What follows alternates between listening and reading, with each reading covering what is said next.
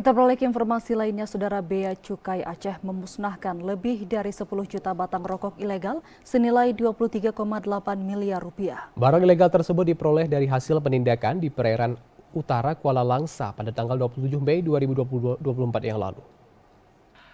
Kantor Wilayah Direktorat Jenderal Bea dan Cukai Aceh memusnahkan sebanyak 10.010.000 batang rokok ilegal senilai 23,8 miliar rupiah di kantor setempat pada Rabu pagi.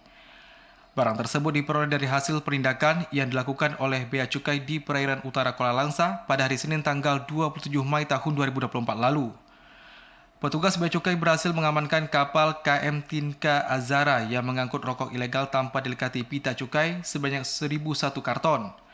Petugas juga mengamankan satu orang tersangka berinisial TH yang saat ini ditahan di Rutan Kelas 2B Banda Aceh.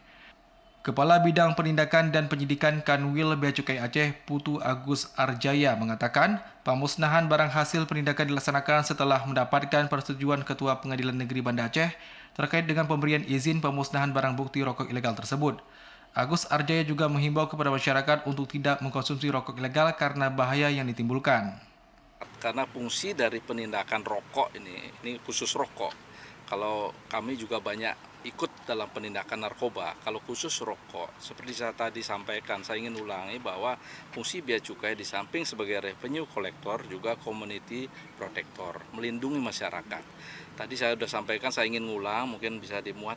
Kalau rokok impor ilegal itu sangat membahayakan.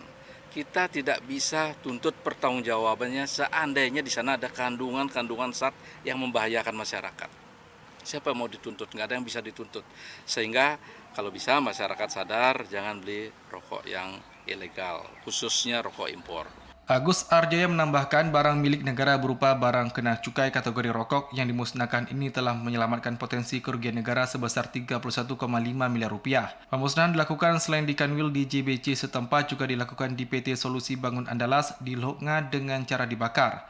Kanwil Bea Cukai Aceh terus berkomitmen untuk terus menjaga masuknya barang ilegal serta memberantas peredaran rokok ilegal di Indonesia. Tim Liputan TVRI Aceh melaporkan.